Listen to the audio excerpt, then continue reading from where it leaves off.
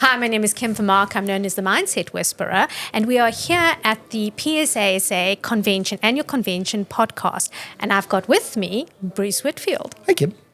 Welcome to the show. It's wonderful to be here. And can I please suck up very deeply and just tell you what an amazing event you've pulled off? Thank you. I hate conferences and conventions that generally speaking, I find them awkward. I find them socially difficult. Yet you've pulled together an astonishing number of people. You have created an environment in which people can perform safely. And you have brought people away together that I think we're forming friendships that we didn't have before. We'll collaborate better into the future. So you've done a good thing. Thank you so much. See, now you're matching your jacket. So, Bruce, you were in our showcase today, which I have to tell to the audience is the very first time we've ever hosted a showcase. What is a showcase? So, showcase is to be able to show the speakers to event coordinators and booking agents so that they can feel safe about them. Because, when I've spoken to event coordinators, they say they keep on using the same people over and over and over again. And some people say, safe pair of hands. What they want is they retreat to the safety of what they know. Exactly. Because they spend so much money on these events and these conventions that the risk of it going wrong is significant. So we put you all through some rigorous requirements. And the catalogue had the pictures, it had your power reels, QR codes to your power reels, a little bit about you. How did you find that process? I have a wonderful assistant. If you had relied on me to get all of that stuff to you, you would never have got it. Yes. And one of the things about building a speaking business is you do have to have people. They don't have to be staff members. They don't have to clock in at 8 o'clock and clock out at 8 p.m. They have to be people who want to work with you, who like working with you, who are proactive in what they do, and people that you can rely on to fill the enormous gaps that you have in your tolerances and abilities. And the one thing I cannot do is admin. Absolutely appalling. Yet the marvelous Pippa runs my life. Thank goodness for Pippa. So I love the process. The process was seamless and easy. It was fabulous.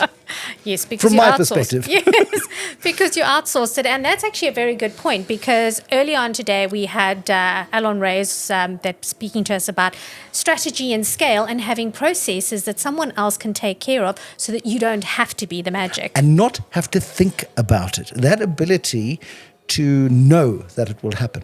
Yes. Occasionally I double check stuff because I haven't been paying attention. But that ability to trust completely that it is done is so liberating. It really is. So it was a very crafty decision for you, a very strategic decision, which brings me to the point that you've got your own podcast. Tell us a little bit about that. How did you hear about that? So Kim told me, whatever you do, don't go onto the stage and sell. So I didn't sell. I offered something for nothing, which was a podcast called The Art of Deciding. And when I finished on the radio, I did a radio show for 21 years, I realized that I might miss the adrenaline rush, the intellectual stimulation, the ability to ask brilliant people complex questions to help me understand the world better.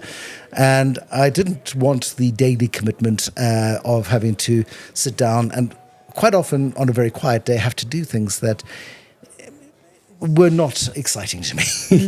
The best way to do that is to create a podcast that appeals to your interests. And as I sat reflecting on 21 years and on the radio, I went, what did I like most? What was the one thing that I really loved? And that was speaking to brilliant people and understanding why they're successful as a result of their approach to the world. I made the point on stage this morning that all of us in this wonderfully interconnected world in which we live have access to the same data sets, the same information. It's how we choose to frame that information, how we choose to frame our perspective on the world that defines whether or not we take opportunities, see opportunities even, whether we take risks in an environment. Some people are very risk averse, some people are more open to taking chances. And it turns out in the 25 years that the biggest risk, of course, is taking no risk at all. That flight to safety that most people hide in, which is why they stay in the corporate jobs that they don't like, or they stay in the marriage they don't like, or they keep the friendship groups that they don't like, or they keep going back to the family Christmas, what they detest, is they're frightened of breaking the mold. And it's they become miserable as a result.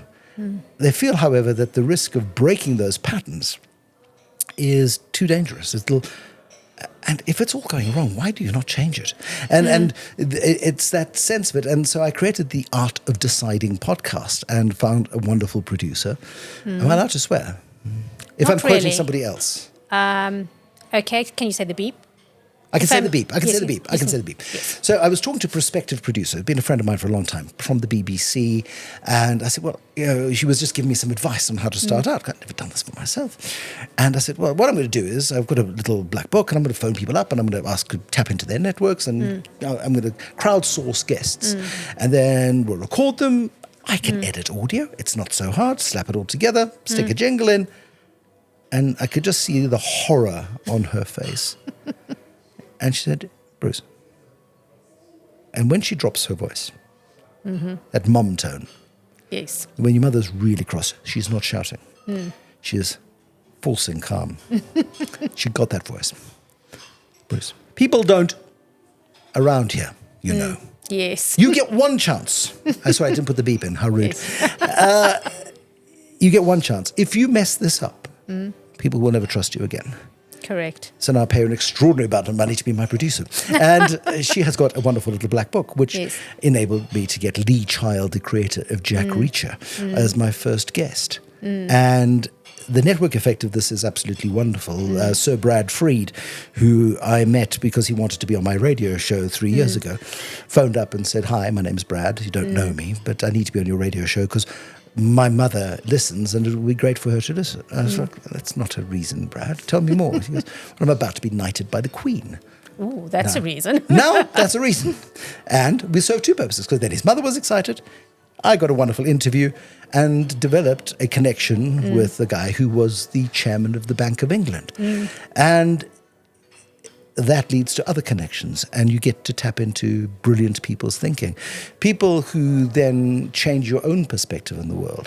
A friend of mine started an airline during COVID, Get on Novik, started Lyft. I knew what his answer was going to be, but I put him on the radio anyway. I said to him, get on, you do know there's a pandemic. You do know SAA and Comair are done. They're out of business. And SAA is going to need more bailouts. You know that flights aren't flying, but you're launching an airline in the middle of a pandemic. Are you mad? He goes, well, if you hang around with the sort of people I hang around with all the time, you can't be anything but optimistic. Correct. Pandemic passed. The airline flew. Most wonderful airline experience in South Africa at the moment.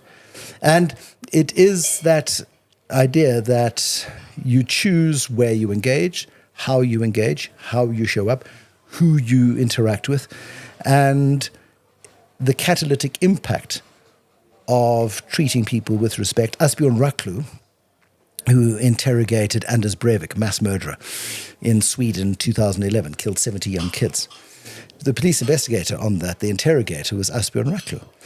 And at the end of the interview with Asbjørn, the first one we did in the series, and he, at the end of it, he was like, looked so relieved. I said, are you okay? He goes, no, so often people don't let me speak and explain.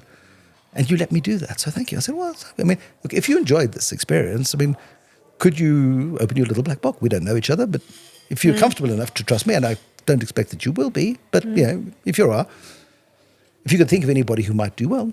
2 days later, an email arrived. This was my professor at Liverpool University. You really need to talk to him and his wife together. They're professors of decision-making. That opened a door into a world that I had no access to whatsoever. So what was the question? But I quite like talking there, telling those stories. So let's sidetrack a little bit. We spoke about deciding, and I'd like to share about how you and I met. Let's do that. Yes, let's do that. So I'm sitting in South Africa, and I know that the UK is having a summit, and I'm like, should I go? Shouldn't I go? To what? To the PSA UK Business Speaking Summit. So I was a relatively new speaker coming into this, and now I'm thinking, should I invest in going to the UK or not? I mean, It's expensive. It's expensive. There's a lot of other places I can spend money as a new speaker.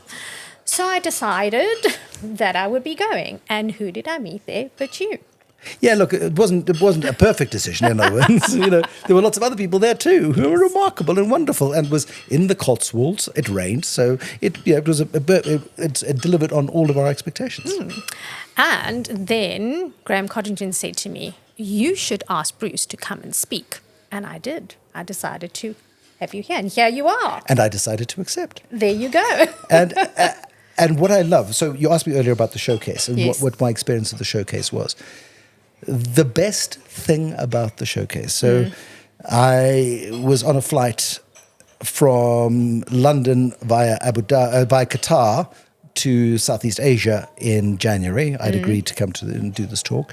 And I went, I better have something new. So let's take from the podcast, let's take from 25 years of on-radio experience, let's draw all of this together. And in the 7 hours it took to go from Heathrow to Qatar, I had this talk that I delivered this morning written. And you've got to write them out. Yes. And the final product never looks like the original, but it begins a thought process. And I then created the slides and I started messing about. And then I read the brief that was also sent, and it went, there's got to be a 5-minute version. Now, the ruthlessness of the 5-minute talk is one of the hardest things any person who speaks for a living can be asked to do, because you're used to standing on a stage and embellishing and sharing and telling tales and using the audience and playing with the audience. But can you do that within a 5-minute framework? It was flippant torture. It's very tough. And I was so glad that I did it. Yes. What it did was fundamentally forced me to find a focus and to narrow in on that focus and say that is going to be the core message of a bigger talk. And once you've got that core message, everything else around it can become illustrative, can become the stories that people can tell each other and repeat to each other and can learn from. But distilling it down into that 5 minutes is a brutal and ruthless and agonizing and joyful and exhilarating and exciting and challenging and maddening process. That's so true. And for the audience that doesn't understand why we did that, the event coordinators and the booking agents who were in the room, they were promised an audition-style talk that would only be 5 minutes because they don't have time to waste. That way they could get to experience the energy of the speakers, they could walk away with marketing collateral, and they have the ability to take your talk and market it to their clients. So that was what was really our key decision point. Now here is the key test. Let's see if it works. I know that it does work because we got a message yesterday from someone who closed a deal just after the showcase. So it works for some. But it will work for you as well, because I did see in the room that you were busy chatting to an event coordinator or booking agent. Is that what they did? I didn't know that. And you were I just thought they were a nice person. No, you did not, because you were handing over your book. What is the name of the book? Which one? There's so many. The new one, which yes. I was meant to finish on Monday, and I now need to leave to go and finish because I really haven't done it. That's the futuristic one. No, it's the current book. The most recent published book is called The One Thing. And The One Thing emanates from this same desire to understand how brilliant people think. And I approached more than 100 people, and I said to them, if you could be president of the country for half an hour, and you had time to do only one small thing that you could implement immediately, yes, that would have a catalytic impact on improving the future, what would it be? And it freaked out the A-types that are the CEOs and the policymakers and the analysts who are approached. And they had to dig quite deep. And they came back with 500-word essays each. Robbie Brosen, because he doesn't listen to anything, he gave about 150 words, but they were good 150, so we published that. And Teto Nyati, the chairman of Eskom, had something else on, apparently trying to fix the power grid or something. But, so he didn't write his 500 words. So once the book was in production, that's the word I was looking for, I sent him a WhatsApp saying, you failed, despite, look at the thing. I asked you said yes. I asked you again, you said, thank you for reminding me. I asked you a third time, and then I said, Clearly, he thinks his job's too important. And I said, but could you make it to the launch on the 1st of October? And he came. And it was a wonderful thing where we didn't talk about the book at all. We spoke about his one thing, which was how do you take something so broken and so unfixable, where people outside of Eskom have given up on it, where the narrative is a one-way negative dialogue of they're all stupid, they're all useless, there's no way they are ever going to fix this. We keep throwing billions of rand into this bottomless pit. Half of it gets stolen. It's a disaster. It can't be fixed. And inside Eskom, the solution to load shedding is more load shedding, because as systems break down, you just keep reverting to what you've always done instead of going to the core of the problem. Yet he went to the core of the problem, identified the core of the problem, and probably the most pertinent thing that he did was rebuild faith within Eskom that it was possible to fix this thing. Smart Reconfigured decision. the board, got engineers on board, which was very unusual for Eskom, which had a bunch of shysters, crooks and criminals, amongst one or two decent people over the years, but generally just horrible boards, disastrous, dysfunctional, inappropriate. And decent board listened to power station managers, listened to people on the ground, and went, right, you're not stupid, you can fix this. And they did. Best quote out of that, and I must get it right, if you treat people as if they're stupid, they won't disappoint you. And Mthethwa Nyati has got this most astonishing strength of resolve and character. I asked him a deeply unfair question at the end, and I said, have you ever contemplated politics? Because I suspect one or two people might vote for you. Oh, yes. Why would he want to ruin his life, though? He's having far too much fun. So I shared with you what my one thing was. And Remind us all, because the audience hasn't had the benefit. So currently I'm writing a book about postnatal depression. And I'm developing a series of talks around it. But my one thing was for fathers who have the means to pay maintenance, who don't, they need to be blacklisted. Oh, go to jail. I mean, but if you consider the implications, sorry, I know it's your one thing, but you've triggered me. Forgive me. If you are going to partake in the process that leads to the creation of another human being and absolve yourself of responsibility for that human being, you are not worth the gum under the sole of my shoe, and you should not be allowed to live in society. It's really, you shouldn't be allowed to contribute. Sorry, but that's my rant, and I'll go back to how adults respond to the problem. So for me, we need to bring back the element of the honor of being a man. I thought you meant bring back the death penalty. That's another discussion. But to be the honor of being a man, of nurturing responsible fathers and husbands for the future. And that starts by taking responsibility for what you've created.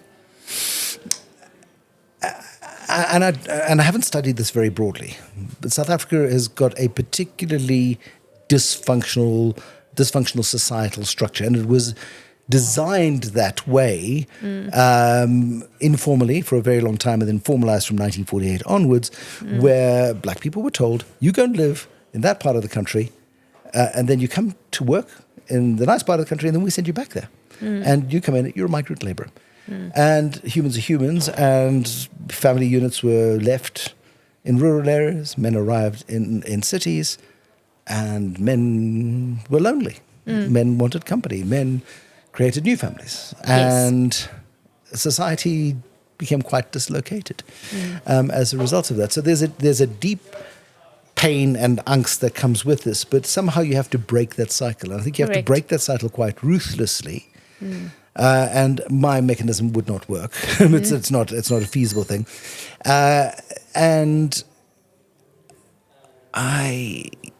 In order for men to want to have honor, they have to want it.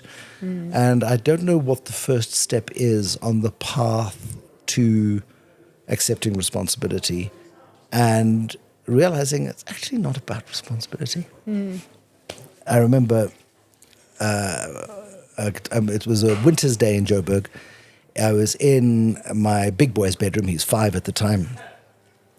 And his little brother was rolling around the floor, going gaga goo goo and dribbling all over the place as teething babies are.